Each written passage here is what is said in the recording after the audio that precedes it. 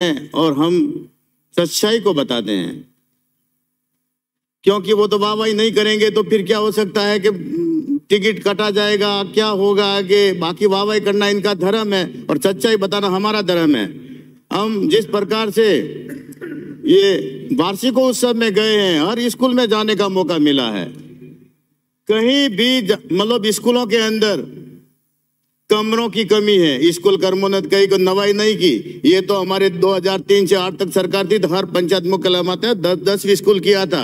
उस समय से कोई पहली बात आप नई कर्मोन्नत नहीं करते और हर मुख्यालय पे 2013 से 18 तक उसमें हर 12वीं तक स्कूलें किए थे। कोई आपने नई शुरू नहीं की शिक्षा विभाग के अंदर। और जिस प्रकार से शिक्षा विभाग की दशा वो कर रखी है, जहां अध्यापक नहीं ग्रामीणों क्षेत्रों के अंदर और जहां वहां बैठने की जगह नहीं। इसके अलावा क्या कर सकते हो कि हमने कि स्कूलों में किराया दिया, हमने वो दिया, ये कोई नई बात कही है क्या? एक भी नई बात कही हो तो बता। वो तो हमारे 2003 से 8 तक सारी व्यवस्था हो चुकी थी, एक भी नवाचार नहीं किया। और शिक्षा संबल अभियान नाम तो बड़ा बड़ा देते हैं लेकिन काम के अंदर बिल्कुल जीरो। रमसा के अंदर इतना बजट आता था, कभी दिया है एक पैसा भी किसी स्कूल के कमरे के लिए क्या? ये तो बता दें कि कभी हमने कमरों के बजट को भी दिया है बैठने के लिए। जहां आपने वो अभी बोर्ड की परीक्षा है, बोर्ड की परीक्षा में बैठने के लिए जहाँ सेंटर क्या है वहाँ टेबल स्टूल की व्यवस्था तक नहीं हो पाएगी। और हम जब एमएलए फंड से भी देंगे तो वो भी आपके जिला परिषद में जाएंगे, कई प्रकार के नियम बताएंगे। एमएलए फंड का बजट स्कूलों के लिए होता है, उसमें कई सारे प्रॉब्लम आते हैं, तुरंत प्रभाव से वो भी पास नहीं हो पाता।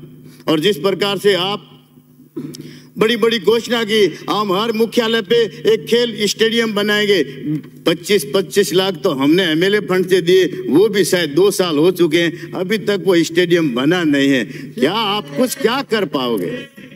और जिस प्रकार से घोषणा ही रह जाती है। और मेरे वहां पिंडवाड़ा के अंदर एक कॉलेज खोला गया था पूर्व सरकार में, और वो बिल्डिंग अभी तक भवन बंद है, भवन बन नहीं रहा है। पहले चौथे बजट में मैंने फिर से बोला था तो वो 6 करोड़ कुछ बजट आपने स्वीकार जरूर किया, शुरू किया, फिर भी अब बंद है। क्या वो हमारी सरकार का इंतजार करता है? शायद मुझे ऐसा लग रहा है कि हमारी सरकार में ही वो भारतीय जनता पार्टी के अंदर बनेगा कॉलेज। अभी तक वो कॉलेज बंद है। डीएमएफटी का फंड आता है, वहां किसी बजट की आवश्यकता नहीं होती है, लेकिन आपके जो कॉलेजों के अंदर बजट डीएमएफटी का फंड होता है तो राजनीतिक दबाव से कहीं और ही चला जाता है। और जिस प्रकार के आदिवासी एरिया के अंदर स्कूलों के भवनों की स्थिति खराब है, वहां डीएमएफटी का फंड नहीं लगेगा।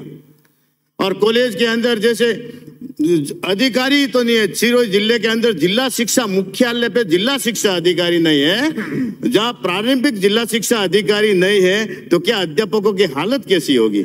पहले तो कम से कम मुख्य अधिकारी ही नहीं है, ब्लॉक शिक्षा अधिकारी रेवदर में नहीं है, पिंडवाड़ा में नहीं है, शिवगंज में नहीं है। उससे क्या विकास हो पाएगा स्कूलों के अंदर? क्या बच्चे पढ़ाई कर पाएंगे? मैं सभापति महोदय आपके माध्यम से ये कहना चाहूंगा कि जिस प्रकार से ये जो हालत बना करके रखा है स्कूलों के अंदर, उसको थोड़ा सुधारा जाए। क्योंकि सरकारें आप तो वाहवाही लेने के लिए आखिर में बड़ा सड़ा करके बोलते हैं हमने वो किया, कुछ भी नहीं किया है। और जिस प्रकार से रीट की परीक्षा के अंदर पेपर लीक, आप कहते हैं हमने इतने नौकरियां दी, इतने वो दी, कौन सी नौकरियां, कितने पद आपने भरे गए और पेपर लीक होते? इससे दुर्भाग्य क्या हो सकता है इस राजस्थान का? जो बच्चा बड़ा मुश्किल से पेपर देता है और पेपर लीक हो जाता तो फिर तो ये सरकारी पूरी लीक है। सभापति महोदय, जिस प्रकार से आप इस जनजाति क्षेत्र में, जैसे हमारे आते जनजाति क्षेत्र से एक भी माहवाड़ी नहीं खोली गई, एक भी माहवाड़ी इस सरकार के अंदर नहीं खोली गई। तो मैं जनजाति क्षेत्र से आता हूँ, जहाँ टीएचपी क्षेत्र है, वहाँ कहीं स्कूल नहीं है, 2-3 किलोमीटर बच्चे दूर जाते हैं, वहाँ एक भी जनजाति विभाग से एक नींव खूंटी की कोड़ी तक नहीं लगी। इससे दुर्भाग्य क्या हो सकता है सिरोही जिले के लिए?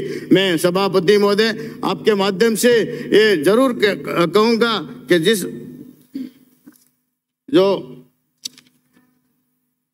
आप स्कूलों के अंदर वो व्यवस्था सुधारें। और जहां स्कूल जो आपने वो इंग्लिश मीडियम खोल दिया, क्या हमने इंग्लिश मीडियम खोल दिया? इंग्लिश मीडियम के अध्यापक तो लगाए होते, उनको कम से कम इंग्लिश बोलना नहीं आता, वो बच्चों को क्या पढ़ाएगा? सभापति महोदय, और आप वाहवाही लेते हैं और वाहवाही लेते रहो। आखिर में एक अंत समय जो अपने मंत्री महोदय जी, आपके सभापति महोदय, आपके माध्यम से कहो कि थोड़ा 5-6 महीने बचे हैं, इसमें भी कुछ सुधार हो जाए तो बच्चों का और भी भविष्य हो जाए, ठीक हो जाए, ताकि नहीं तो फिर आप यहाँ भी बैठोगे तो भी आपको जनता माफ नहीं करेगी। बहुत बहुत धन्यवाद, आपने बोलने का मौका दिया। श्री अमित चाचा।